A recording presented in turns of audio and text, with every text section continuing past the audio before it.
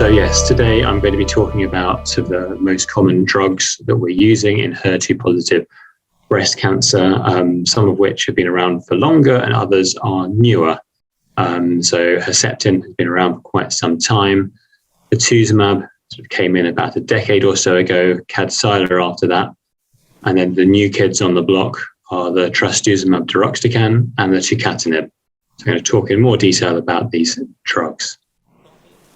So if we go back in time to 2001, we get the first sort of mention of trastuzumab, which we most commonly call Herceptin, though we do have the biosimilars available now. And in this study, the trastuzumab was given alongside chemotherapy, either an anthracycline or paclitaxel as the first-line treatment in metastatic breast cancer. It was given at a much lower dose than we use as standard now. So the loading dose was just 4 milligrams per kilogram with a maintenance of 2 milligrams, whereas now we tend to give a loading dose of 8 milligrams and then 6 milligram per kilogram maintenance. And here we can see the progression-free survival curves, and we can see the top left, the chemotherapy in general plus trastuzumab. There's a significant number of patients doing better on the top line here compared to the chemotherapy alone. Now, if we go around the graph, we look at those having the anthracycline as their chemotherapy backbone and those having the paclitaxel, and they are all doing much better with the addition of the Herceptin. Moreover, we look at overall survival, and again, we see a significant difference between the two arms, whether it be for all comers or it be those having each either anthracycline or the paclitaxel. So I don't think it's going to come as cutting-edge news that Herceptin is an incredibly useful drug in women with patients with HER2-positive breast cancer. So if we fast forward a decade, we look at the Cleopatra study, which is a study looking at pertuzumab, trastuzumab, and docetaxel. Randomized study, 1-to-1, everyone got docetaxel and trastuzumab, and you had a 50-50 chance of getting pertuzumab or a placebo. And once again here, we look at the progression-free survival, and we see, again, a very significant difference with a hazard ratio of 0.68, showing that those had the addition of the pertuzumab is significantly better from a progression-free survival point of view. And if we look down all the subgroups here, again, we see it doesn't matter what your subgroup is, you do better if you have the addition of pertuzumab. Overall survival, once more, also shows a significant improvement if you add in the pertuzumab. So these patients are living significantly longer with the addition of the pertuzumab. And once more, that's pretty much every subgroup where we see this improvement. One area where perhaps there's not quite such an improvement is in the non-visceral disease. And these are patients who generally have a better prognosis anyway. But we must take note of the fact that the subgroup here is relatively small, so we probably shouldn't put too much weight in this. And generally, certainly in the UK, we would use this drug for everyone, whether they have visceral or non-visceral disease. And the addition of the pertuzumab doesn't really add a huge amount of extra toxicity in. The main things that we do see is we do see an increase in diarrhea, and there is this increase in rashes. But otherwise, there's not a huge amount of difference within the toxicity, and the diarrhea tends to be very mild. So you're not giving these patients much more in the way of toxicity, but you're giving them a much better outcome. So we then move forward to the Teresa study, which is looking at trastuzumab emtansine, which is the full name for Kadcyla. In this study, patients were randomized to either have Kadcyla, TDM1, or treatments of physician's choice, so whatever else we felt we could give to these patients. And these patients were treated until progression, but it is worth just noting there that those who did not have their Kadcyla had the option of having crossover later, so they could have the treatment at a later point. And if we look at the primary endpoint here of progression-free survival, the blue line is the Kadcyla and the red line is physician's choice.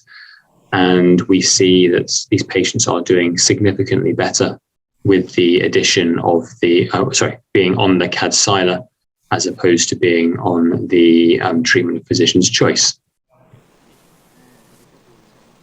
And again, when we look at the forest plot, we see that all these little black boxes are to the left of the line of equivalence. And so we're saying that all these subgroups give you a better outcome with the Kadcyla as opposed to any other treatments at this point. These are for patients who have already had Herceptin. Overall survival as well, we clearly see here the median overall survival increases from 15.6 months to 22.7 months. So we're looking at a pretty significant 7-month improvement in overall survival for these patients. So a lot of extra living you can do in those extra 7 months, seeing kids grow up and such forth. And again, from a toxicity point of view, Kadcyla is really well tolerated. We'll go into sort of the structure of Kadcyla, how it works a little bit on a later slide, but there's very little extra in toxicity with the Kadcyla. Most other chemotherapy drugs will actually cause you more in the way of toxicity. So that's all the older data. The newer drugs are certainly where all the excitement is at in breast cancer in general, really, at the moment, but certainly in HER2-positive breast cancer. And the Destiny Breast01 study was presented a couple of years ago. And until very recently, this was probably the most impressive data I had seen in cancer in general, actually. So trastuzumab deruxtecan is what we call an antibody-drug conjugate. And so that means that there's an antibody portion of the drug, which is effectively a molecule like HER2, so an antibody against the HER2 receptor. And then we have the chemotherapy attached to that by these linkers. And the chemotherapy here is a topoisomerase 1 inhibitor.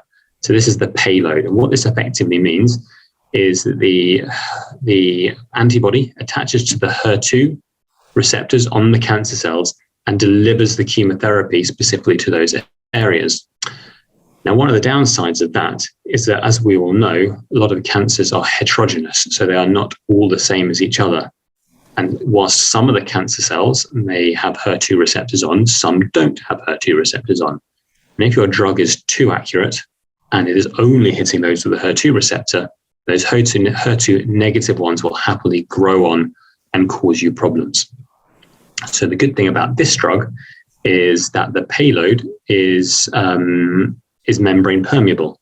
So whilst it will go into the HER2 positive cells, it will then sort of leak out and have what's called a bystander effect, whereby it will also have a toxic effect on the cancer cells around it, which may not express the HER2 receptor.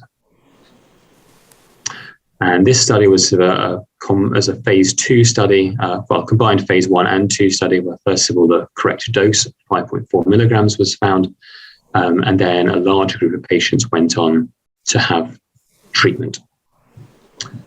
And as we can see here, all these patients had had Herceptin, they'd all had TDM1, they were all actually really heavily pre-treated.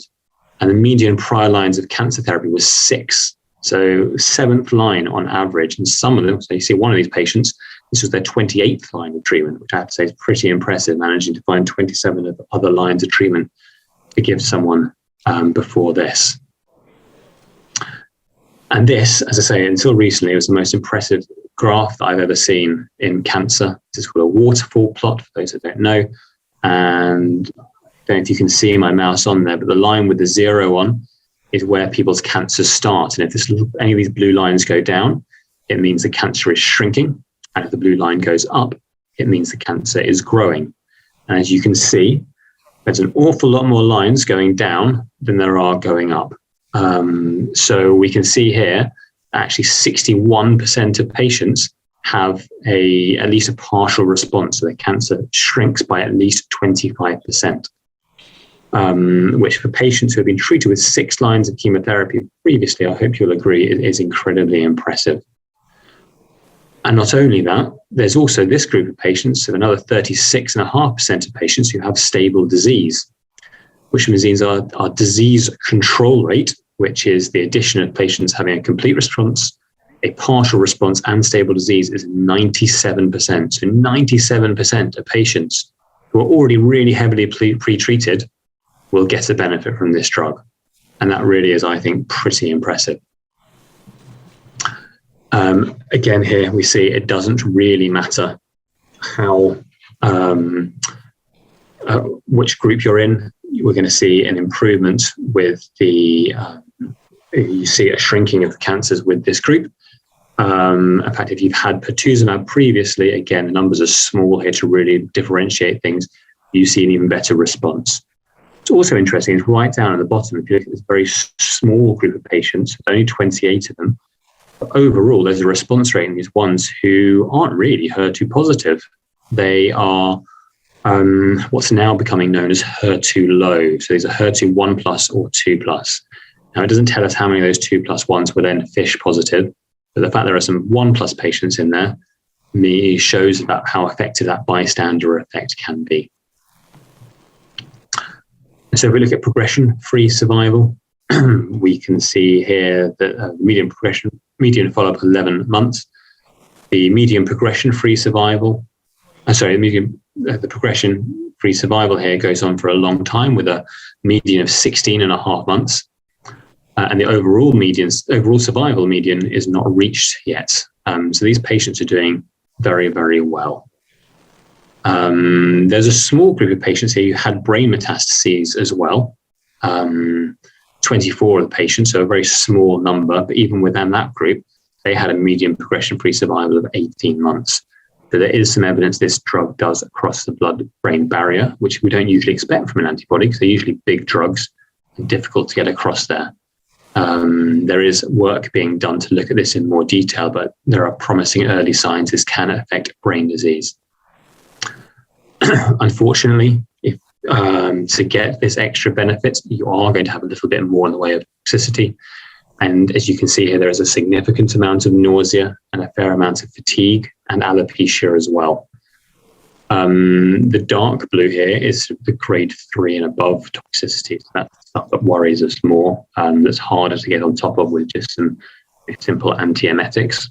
And that group is relatively small. Where we do see that is with the neutropenia, but these patients can be supported with GCSF to help them through that.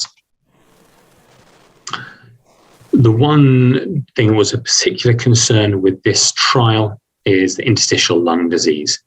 And as you can see here, there are 4 patients who had what's termed grade 5 interstitial lung disease. And I always think that's sugarcoating things a little bit, because grade 5 toxicity means a toxicity that causes death, which is a little bit more than a toxicity if you ask me. And there were 4 patients who died from their interstitial lung disease in this study. So this is something which certainly we need to be very cautious with and conscious of for these patients, to make sure that they have, if anyone complains of shortness of breath, a dry cough, anything like that, they have a very low threshold for scanning their lungs and making sure that they're not developing interstitial lung disease. We know that a lot of the HER2-directed drugs, particularly Herceptin and pertuzumab, can cause cardiac toxicity. Here with the trastuzumab deruxtecan, we don't tend to see a huge amount of that, which is reassuring. But the recommendation still is that these patients have regular echocardiograms. Okay, so I just told you that previous presentation was the most impressive one I had seen in breast cancer until recently, and that's because the Destiny Breast 03 study came out. So this study, it's patients who had already had Herceptin and pertuzumab, and were then randomized to either have trastuzumab deruxtecan or have Kadcyla. And we've already said that Kadcyla is a really good drug. So you've got to be pretty confident in your new drug if you're going to go head to head with what is already established as a very effective drug. And so here you can see that Kadcyla is also an antibody drug conjugate. The differences being that there's a different payload, a different chemotherapy drug that's attached to the two. And also the amount of drug to the antibody is lesser with the Kadcyla, 3.5 bits of chemotherapy on each antibody compared to the trastuzumab deruxtecan, which is an 8:1 ratio.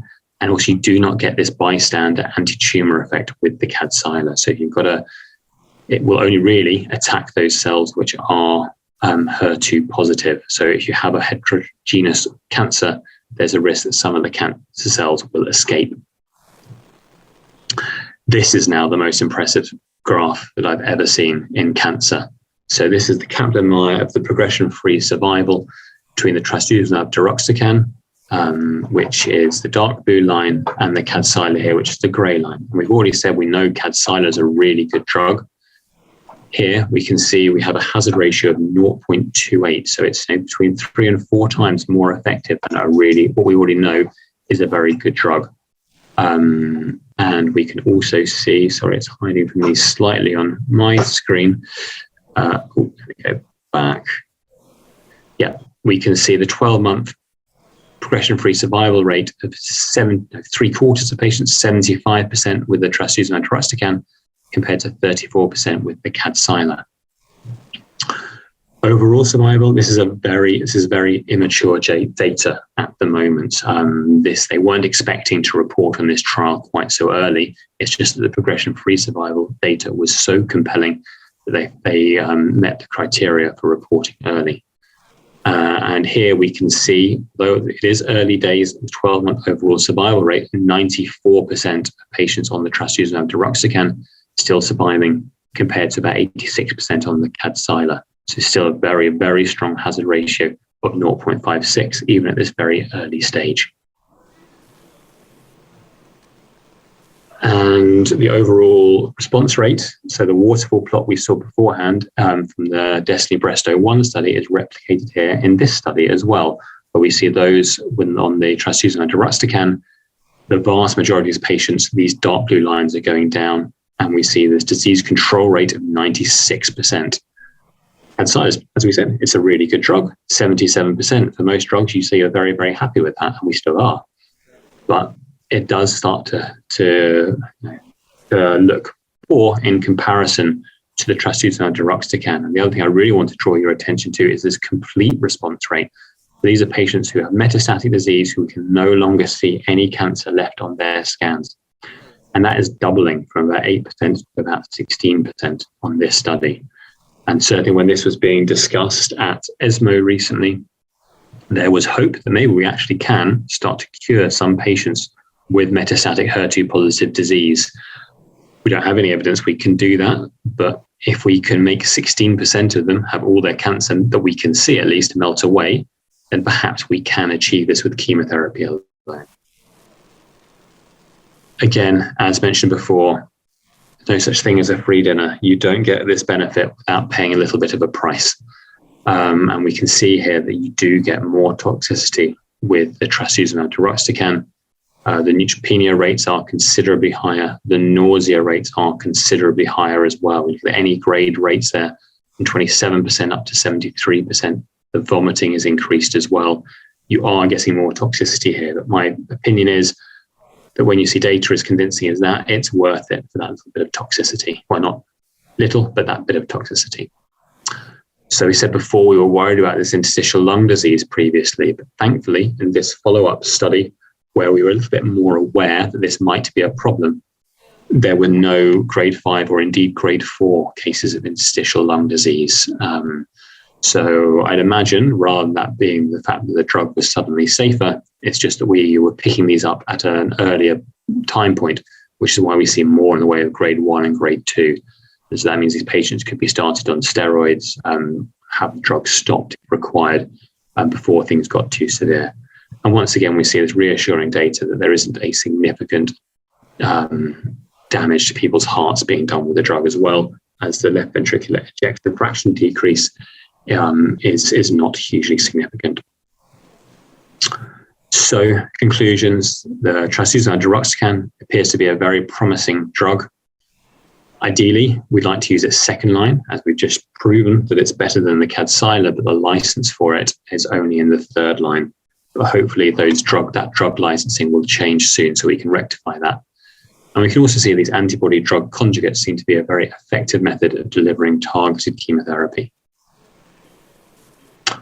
Okay, so the final bit of data I'm going to talk about is this HER2 CLIMB study. So this was first discussed at ESMO a few years ago. And this is the addition of trastuzumab to capecitabine and Herceptin in patients with metastatic breast cancer. And what's different really about this study compared to most others is that there were allowed to have patients with untreated brain metastases in this. And not just that, but progressing brain metastases were allowed to be in here. And I think this is a really important way forward for trials to include these patients that we see in real life. So many trials used to just say, oh, brain mets, no, sorry, this trial's not for you. And I think we really are stunting our learning by doing that. And if we look here, actually about half the patients in this study had brain mets. And of those patients, a fair chunk of them were treated and stable, but there were also about a fifth and a quarter of those patients who were completely untreated, and about a third of them, just over, who were progressing when they went on to this treatment. Despite that, we do see a significant improvement with the progression-free survival on the tucatinib compared to the placebo arm. We see here at 12 months, at a year, there's 33% of patients have not progressed on the tucatinib arm, compared to just 12% on the placebo arm. And that's across the board. It doesn't matter which subgroup you look at. Overall survival, again, significantly better. We look here at, so we see a median overall survival going up from just over 17 months to nearly 22 months. And these are quite heavily pre-treated patients here. And again, that's across the board. So what about these patients who have brain metastases in particular? That's where we know there is an unmet need. And if we look at that and we go to the 12 months point, we see that those having the placebo, all of those patients have progressed, every single last one of them. Whereas we look at the patients here who had the tucatinib, and there's still 40% of them who have not progressed. So we're seeing a significant difference there between the two arms, particularly for these patients with brain metastases. And overall survival shows similarly that a year we go up from 47% to 70%. And here, if we just look at the progression-free survival within the brain alone, so ignore the rest of the body, again, everyone has progressed who within the brain itself on the placebo, and 35% have not when they're on the tucatinib. And again, this is looking at overall survival in the patients with active brain metastases. You're down at just 41% a year, going all the way up to 72% with the addition of the tucatinib. So making really huge strides in these difficult to treat patients with brain metastases. Response can often be important as well. And so looking at the response rates here, again, we see more than a doubling of the response rate with the addition of the tucatinib. And again, we can see here from the table here that seeing this partial response is considerably better in these patients who are having the tucatinib, as opposed to the placebo, where it's just 15% of those patients. Again, you do get some extra toxicity when you add in an extra drug, which isn't a huge surprise. And what is a bit unfortunate is that a lot of these side effects are the ones we're already used to from the capecitabine. So we're used to patients on capecitabine getting some diarrhea. If you add in the tucatinib, the diarrhea is a bit worse. We're used to them getting palmar-plantar erythema. If you add in the tucatinib, it's a little bit worse. Same for the nausea, same for the vomiting, same for the sore mouth. So we do see this increase, but it is manageable. So I just want to leave you with what I think is sort of the way forward in treating metastatic breast cancer, the order in which we do things. So in the first line setting, it would be giving taxane chemotherapy with the addition of the two antibodies, pertuzumab and trastuzumab. Second line setting, we would then, at the moment, as licensing laws are, give Kadcyla, although the DESTINY-Breast03 study does show that Enhertu is superior, so that's the trastuzumab deruxtecan, is superior in this setting. So ideally, we'd like to give that. And I think the licensing rules probably will change before too long. As things stand at the moment, the Enhertu would come in the third line. For those patients with active brain metastases, I think that's where the tucatinib really comes in. alongside the capecitabine and the Herceptin using the regime given in the HER2 CLIMB study. Fourth line then is likely to be whichever drug you have not given in the third line. So if you've given the tucatinib already because the patient had brain metastases, and on progression you'd go to Enhertu, and vice versa. If they've had Enhertu, you could then go on to the tucatinib. And the final thing, picture I want to leave you with is showing that over the last 20 years, we have made significant strides in how we treat these patients. These patients used to be like the triple negative breast cancer patients that we see, that you know that having that diagnosis of metastatic disease was a death sentence in the not too distant future. And we see here that about 50 in the first line setting from the first Herceptin studies that I showed you, if you had chemotherapy alone in the first line, only 50% of patients were still alive within 20 months. If we look at the Destiny Breast 03, which actually is a second line study, so these patients you'd expect to do less well, we're seeing about 90% of patients still alive at 20 months, though this is very immature data. So the technology is allowing us now to have a significant improvement in how our patients do.